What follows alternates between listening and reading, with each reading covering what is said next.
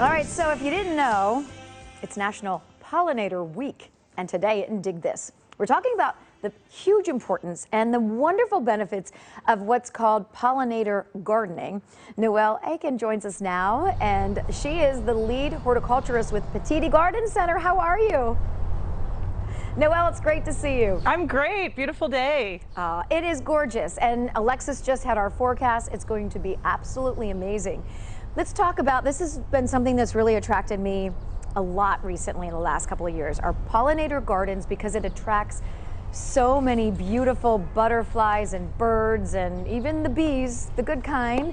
Well, they're all good, but talk a little bit about that and why we need them, the huge importance of this stuff.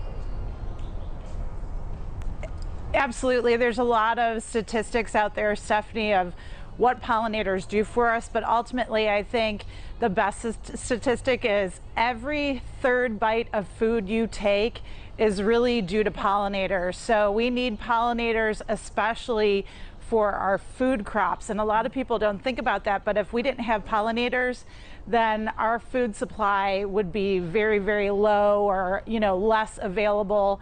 And so we definitely need pollinators in our gardens, and we need to support them in order for them to keep doing their job and keeping our our food plentiful. Talk about some of the pollinators. What are the little animals and insects that we'll see in our backyards or front yards, especially if we plant some of these really unique and beautiful plants? For sure, for sure. Well, of course, bees, and we often talk about like a honeybee, for example, but there's a lot of native bees that are out there that help us as well with pollinating. Just think about a squash bee. A squash bee is a native bee, but they take care of all of our squash. So if you like zucchini, if you like, butternut squash, they take care of all those in the garden. So you definitely need those around too. The butterflies, especially, we often, relate a lot of flowering plants to, the butterflies and so forth. But that's part of pollination too, that they can carry pollen from plant to plant and increase flower diversity out there as well. So hummingbirds, of course, are a great pollinator too.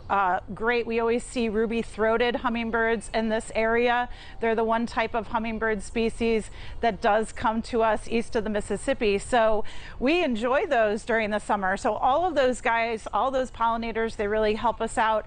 And if we can plant a lot of different flowers, diverse flowers in the garden, from early spring all the way through late fall, to attract them, keep them healthy, provide them with nectar, of course, which is their carbohydrate, and also pollen, which is their protein.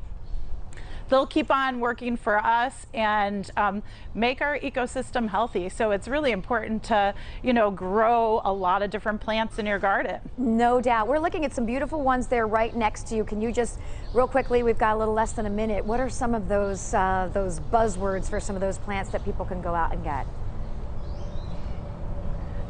For sure. So basically you're always looking for daisies, daisy type plants, something like a coneflower, or even, I have a black-eyed Susan behind me.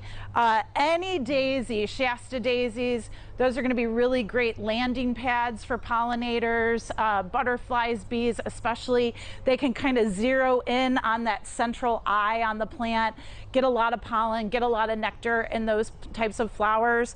I also have a lot of mint here, and not the mint that you think about eating, but of course herbal mints are really good, but flowering bee balm, or Monarda, is in the mint family. This yellow is also called Agostaki, or false Aesop.